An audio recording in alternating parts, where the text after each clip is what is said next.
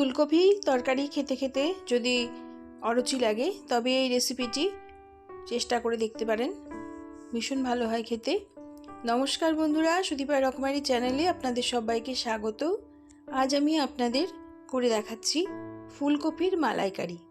কড়াইতে একটু জল দিয়ে প্রথমে আমি দিয়ে দিচ্ছি একটু লবণ দেওয়ার পরে আমি এই ফুলকপিগুলো দেখুন এইভাবে আমি ডুমো ডুমো করে কেটেছি। এইভাবে ফুলকপিগুলো আমি এর মধ্যে দিয়ে দেব, দিয়ে 2 মিনিট একটু ভাপিয়ে নেব। ফুলকপির মধ্যে প্রচুর সার থাকে, যদি এইভাবে ভাপানো যায় তবে সার এটা চলে যায়।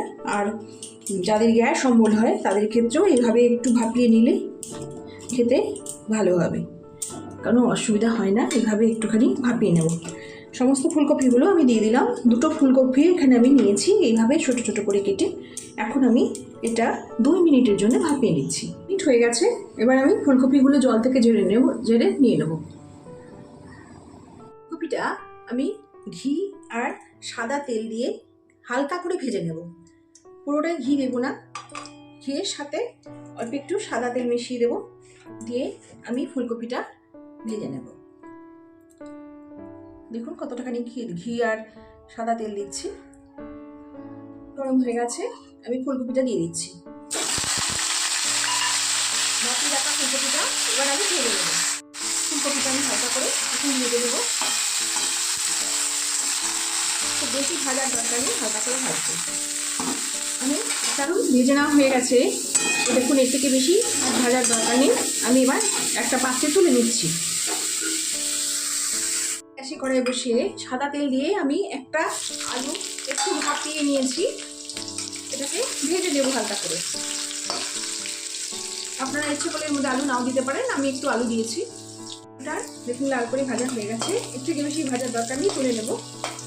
এবার আর এই তেলের মধ্যে আমি দিয়ে দিচ্ছি আর একটুখানি ঘি, খুব অল্প দেব, দিয়ে দিলাম। গ্যাসের আঁচটা কমিয়ে নিয়েছি, দিয়ে দিচ্ছি চেরা রাখতে। আর দিচ্ছি এখানে দেখুন 2টো এলাচের টুকরো, একটা লবঙ্গ আর 2টো টুকরো দারচিনি আর অল্প একটুখানি জয়িত্রীটা যদি আপনাদের কাছে না থাকে আনলেও হবে। ফোড়নগুলো ভালো করে ভেজে নেব। ফোড়নগুলো ভেজে নেওয়া হয়ে গেছে, আমি এবারে দিয়ে দিচ্ছি ফুলকপি আর আলু ভাজাটা। খুব তাড়াতাড়ি এই রান্নাটা হয়ে যায়, খুব সহজে। তুলে নেব।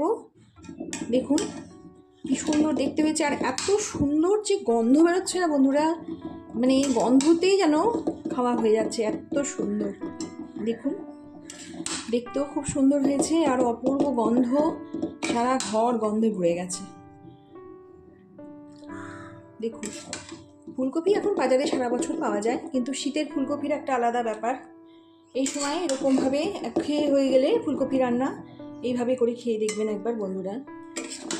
ফুলকপির মালাইকারি খুব একদমই মশলা ছাড়া, শুধু বাটা দিয়েছি 2 রকম বাদাম। যদি আপনাদের কাছে 2 রকম বাদাম না থাকে 1 রকম বাদাম দিলেও হবে, কোনো বাদাম না থাকলে চিনি বাদাম বাটা দিলেও হবে, কিন্তু বাদাম বাটাটা আপনারা দেবেন।